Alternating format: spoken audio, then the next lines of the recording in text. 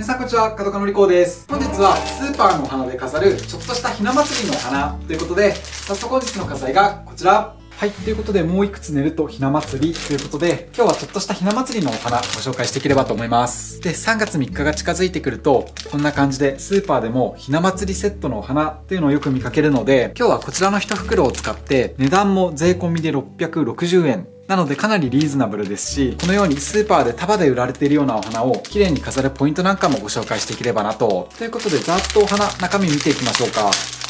やっぱね、スーパーのお花安いんですけど、あまり状態がよろしくなくて、もともとこの桃の花というのがとっても難しいんですね。ですので、いいお花を選ぶポイントなんかも今日ご紹介していきたいと思うんですけど、まずこちらが、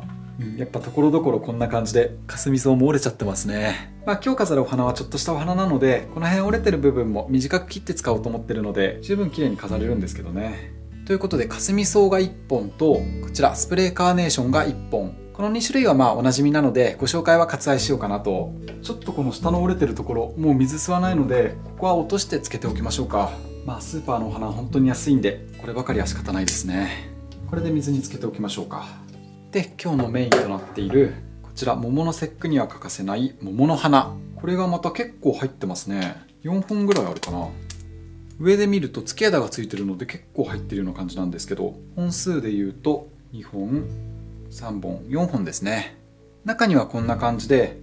1本だけひょろっとした枝も入ってるんですけど、残りの3本はしっかりと付け枝もついた割といい枝が入っていました。で、早速桃の花を選ぶポイントなんですけど、やっぱ皆さんお花は綺麗な方が間違いなくいいですよね。なのでなるべくつぼみがたくさんついてるものを選ぶといいんですけど、そのつぼみの中でも花が咲きやすいつぼみともう咲かないつぼみというのがありまして、今日の桃で言うとこういったぷっくりと膨らんでピンク色の発色のいいつぼみ、こういったつぼみは水がしっかり上がってくれると開いてくれるんですけど、例えばこういった若干ピンクがかって発色はいいんですけど、まだ固く閉じたつぼみや、あとは色がですね、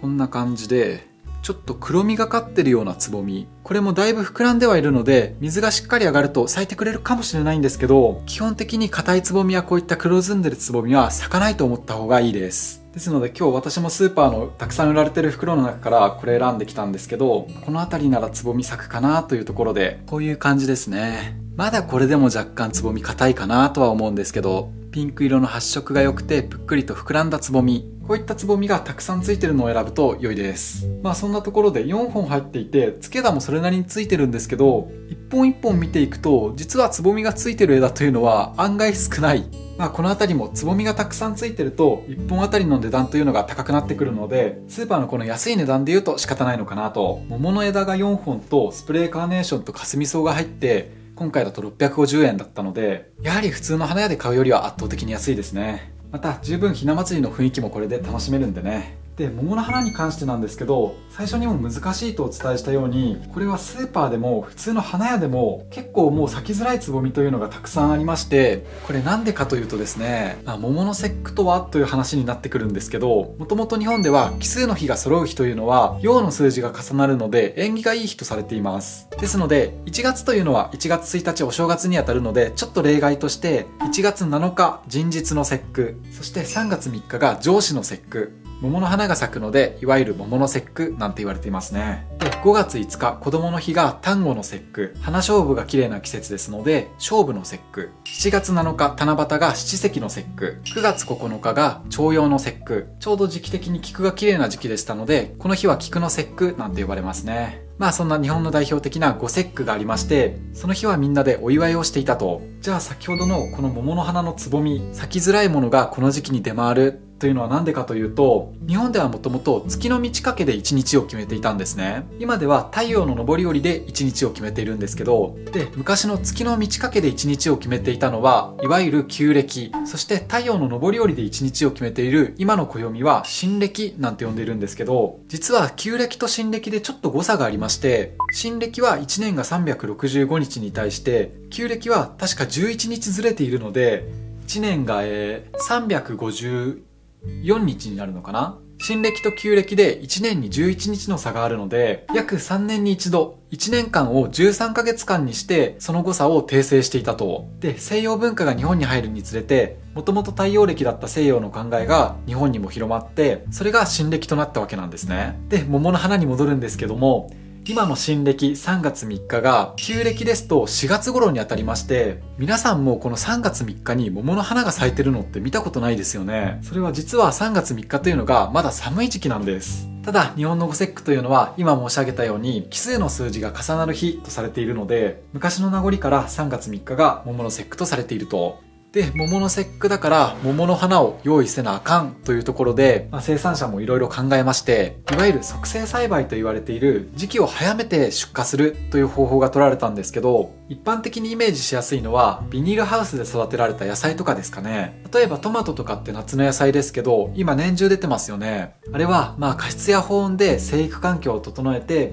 1年間出荷できるようにしてるんですけど、それと同じようにこの桃の花というのもまだ早い段階で枝を切ってしまって、それを束ねて暖かい室に入れておくことで、今の新暦に合わせて開花を促しているんです。あと真っ暗じゃないとこの桃の花の発色というのはあまり良くならないそうでして、そんなところから半ば3月3日に無理やり時期を合わせてるようなお花になりますので、どうしても綺麗に咲かない花やつぼみがついてる枝というのは混じってきちゃうんですよね。ですので最初にお伝えしたように、なるべくお花を選ぶ際は黒ずんで硬いものではなく、こういった発色が良くてぷっくり膨らんだつぼみを選んでくると良いです。ちょっと話がそれてしまったんですけど、ぜひ参考にしてみてくださいね。で、今日は1束650円でいけようかなと思ったんですけど、ちょっと霞ソートスプレーカーネーションの性質的に下を締めるのが難しそうなので、これもご覧いただければわかると思うんですけど、中心部分をふわっと綺麗にまとめる花材として、こちらの反りだこを生けていこうかなと。ひな祭りの代表的なお花ですと、桃とあと菜の花もよく生けられるんですけど、過去にもね、桃と菜の花を使ったお花というのはご紹介していますので、今日はこんなところで生けていきたいと思います。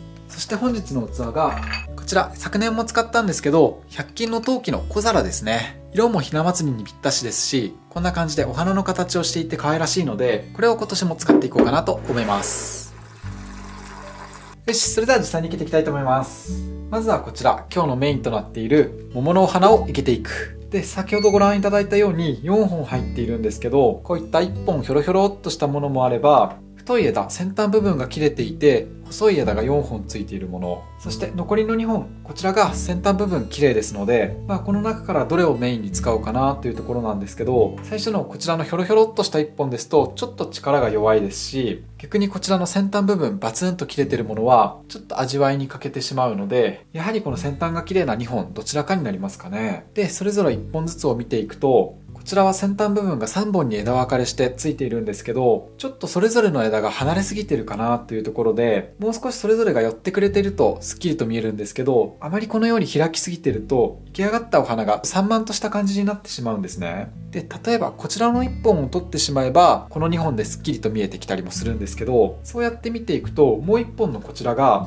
いかがですかね。若干離れてはいるんですけど、それぞれ自然と長短もついていますし、あとは何よりこちらの方がつぼみがたくさんついているので、今日はまずこちらをメインに生けていこうかなと。で、残りの枝もですね、これなんかもそうですね。もうつぼみが全くついてない枝もあれば、この辺り綺麗なつぼみついているのが2本ほどあるので、これは太い部分はもう使いづらいので、細い部分少し短くして後から足していくなんて使い方もできるんでね。そうやってこういったあまり味わいのないひょろひょろっとした枝も後から使うことができます。ということでまずはこちらの桃の枝を生けていく。そしたら枝物はしっかりと水揚げしてあげないと花が咲かないので、下の切った断面を半分に割ります。こんな感じ。こうやって下を割ってあげることで水に接する面積が広くなるので水揚げがより良くなると。あとはこの細さだと大丈夫だと思うんですけど、もう少し太い枝ですと下の部分の皮をこうやって剥ぐというのも有効的ですね。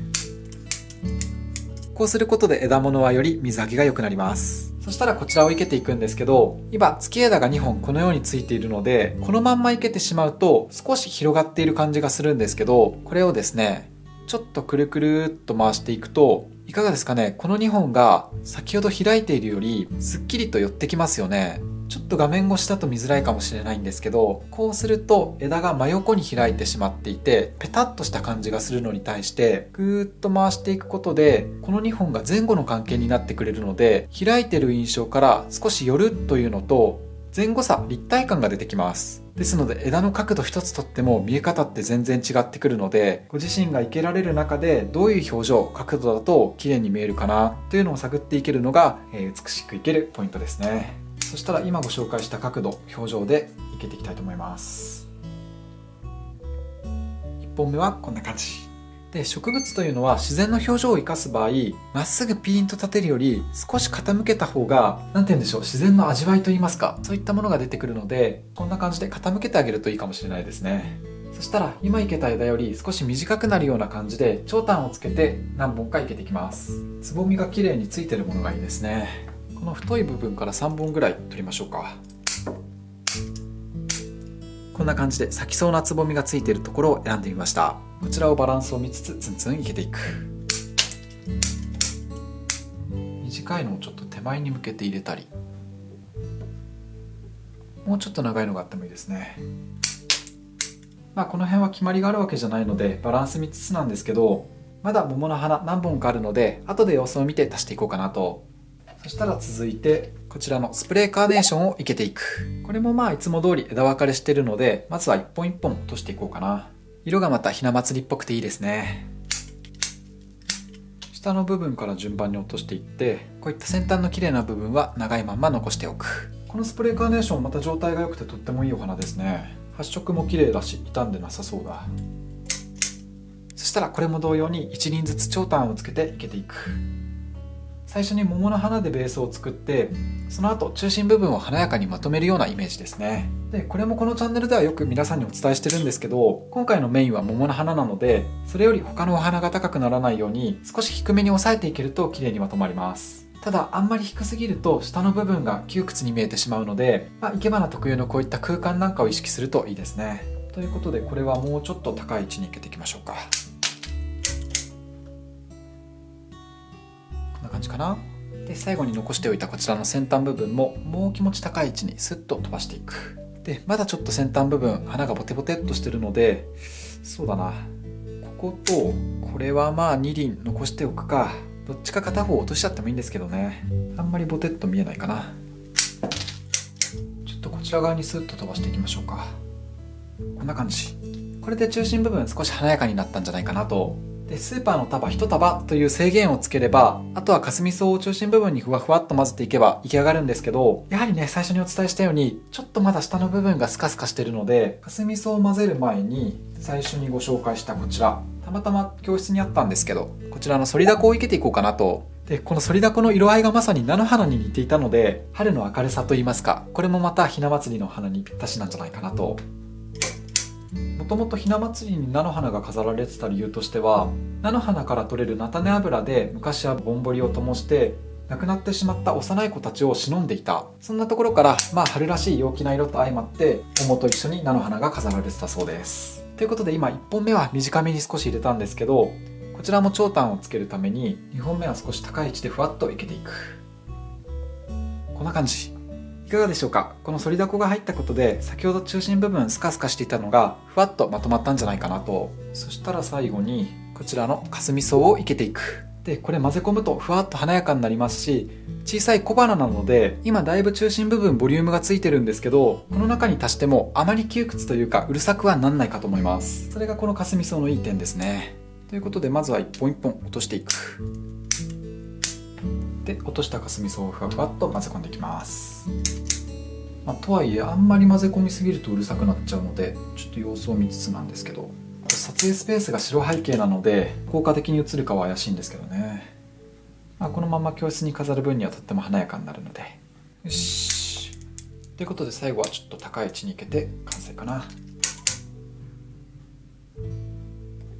いかがですかね。で、最後下の部分剣山がちょっと見えて嫌だなと思ったら、これもこのチャンネルではいつもご紹介してるんですけど、こういったビー玉を器の下の方に沈めてあげると、ちょっとした美しいアクセントになるので。で、もう少し気を利かせるならこういった布なんかを下に敷いてあげてですね。で、こういったひな人形、これは100均で買ってきたんですけど、こういったものを横に添えてあげると、これでスーパーのお花で生けられるちょっとしたひな祭りのお花が出来上がりました。はい、いかがだったでしょうか。皆さんもぜひちょっとしたスペースにひな祭りの花生けて飾ってみてください。本日の動画が面白かった、ためになったっていう方はチャンネル登録や高評価をポチッとよろしくお願いいたします。それでは本日も最後までご視聴いただきありがとうございました。